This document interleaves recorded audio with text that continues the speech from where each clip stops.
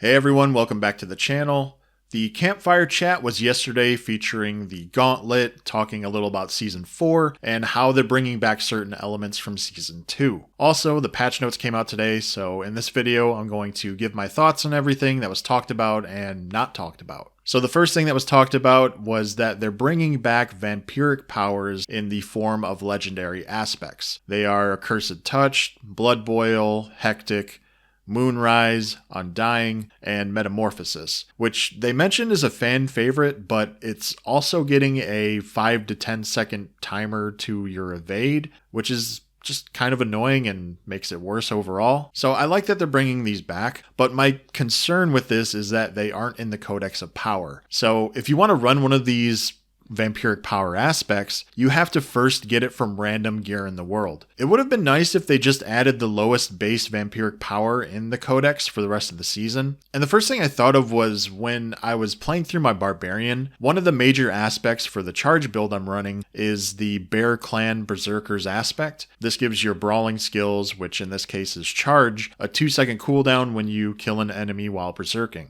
The problem is that this aspect also isn't in the Codex of Power, so it's literally just RNG when it comes to whether or not you can use this in a build. I found my first Bear Clan Berserkers aspect around level 30, but then I didn't find my second one until I was level 99. So for the majority of my playthrough with this character, with this barbarian, I was using a 400 item power ring because I just didn't want to lose that aspect. The second problem is that, say you finally get that metamorphosis aspect that you want, but you get the low roll for it and have to wait the full 10 seconds before you can evade again. It just feels bad that they're bringing back these cool vampiric powers, but there's a range for the aspect you can get. I feel like that they should just have a single value since it's a fun thing that they're bringing back into the game. Now maybe these specific vampiric power aspects will have a higher drop rate than normal. They didn't mention that, so I'm not going to hold my breath, but I just think that this could have been presented or made better. There also seems to be a pattern now that they'll bring back a form of the previous season mechanic halfway through the current season. We've seen this with the Malignant Rings and now with the vampiric power aspects, so I'm wondering if we'll see some kind of Seneschal Tuning Stone or Governing Stone power midway through Season 4. Next, they talked about their plan to remove snapshotting from the game, which is a good thing. As a player, I don't want to know all these silly buff exploits that I'll want to use because it'll ultimately make my character stronger. This is something a lot of us abused during Abattoir of Zir, where you'd have a certain key passive selected or certain gear equipped, you enter the dungeon and then swap those abilities and items, but the game would also keep the buffs from the previous items before you entered the dungeon. So to prevent this from happening in the Gauntlet, the devs are going to lock your character when they enter the Gauntlet so you can't change your gear, skills, paragon. I think this is a great temporary fix because even though I probably won't be on top of the leaderboards, I don't want to have a lower overall ranking because people are just abusing exploits in the game. I don't want to have to engage in exploits because everyone else is using them. Getting into the class updates, I'm not going to go over most of these because it's either they nerfed or buffed certain skills or abilities, and I'm not much of a theory crafter, so none of this really matters to me. I'll assume that most people who watch this channel are also not the people who are trying to min-max their own homebrewed build when it comes to Diablo 4, so I just won't waste either of our time. Basically, it comes down to this. Some Seneschal abilities are getting nerfed. The Barbarian Charge isn't getting nerfed and some of their other abilities are getting buffed. The early game is easier and Whirlwind is getting buffed. Sorcerer abilities, passives, and glyphs are getting buffed. Druid's early game is getting easier and Companions are getting buffed. Rogue's range builds are getting buffed and specifically the Flurry ability. There's a lot of text for Necromancer, but it all comes down to increasing their movement speed and making the minion power fantasy a lot stronger since that's what a lot of Necro players want to play, myself included. My first time ever playing a Diablo game was when I was in middle school playing Diablo 2 as a Necromancer, and hopefully one of these seasons I'll get to relive those moments with my skeletal army doing all the work while I stay in the background. Especially if we can get an army of 20 skeletons like back in the day. That was just awesome.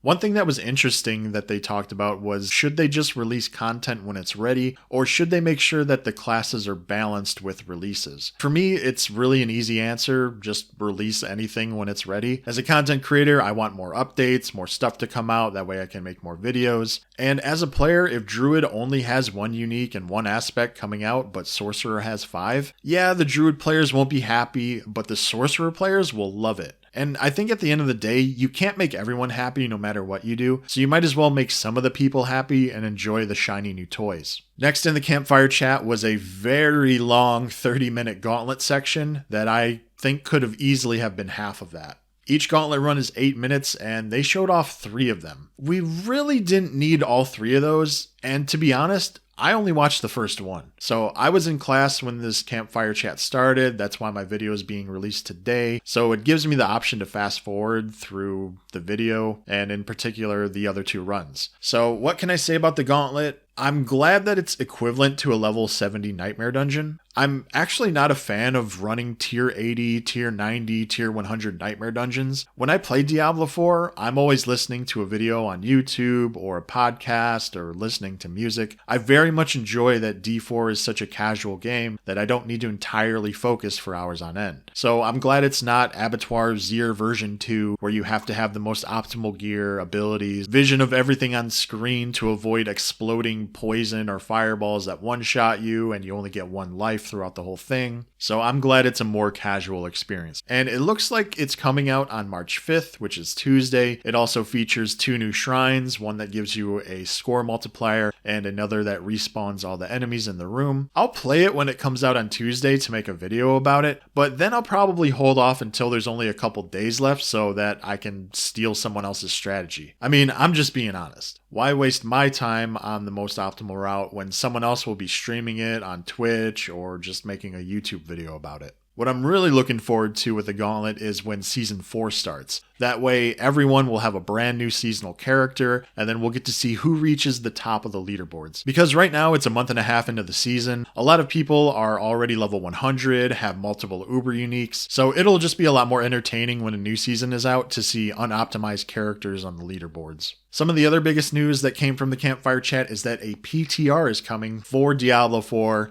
but only for the PC Battle.net players. This will give us an opportunity to try out Season 4 and also give the Diablo team feedback on suggestions to make the game better. This is a big win for Diablo 4. Anything that will make the game better in the long run is a thumbs up from me. They said they'll have another Campfire chat coming soon, specifically talking about the PTR, so we'll just have to wait until then to learn more. Lastly, the stream got into a Q&A with what I think was the biggest L throughout the stream, being that they are reducing the amount of Resplendent Sparks needed to craft your own Uber, but they're only reducing it by 1. That's right, you now only need 4 Uber or Mythic Uniques to craft your own. This is just so disappointing. I was honestly thinking 2, maybe 3. But we still need 4 Ubers before we can craft the one that we want? Like, come on, man. And this just ties in with my other hope I had for the stream. I've done maybe 7 Duriel runs this season and was hoping that we'd get a mid-season Duriel Uber drop rate increase. But unfortunately, nope. Blizzard is holding on to that 2% drop rate for Ubers from Duriel, so that's just something I'm pretty disappointed in. But that's pretty much the whole Campfire chat. Now I'm going to just do a bunch of Duriel runs and put all the data on my spreadsheet that I'll link in the description. That'll be my next video coming up in the next day or so, depending on how many hours I want to grind doing Duriel. But that's it for this one. Let me know if you have any questions or comments, and I will talk to you soon.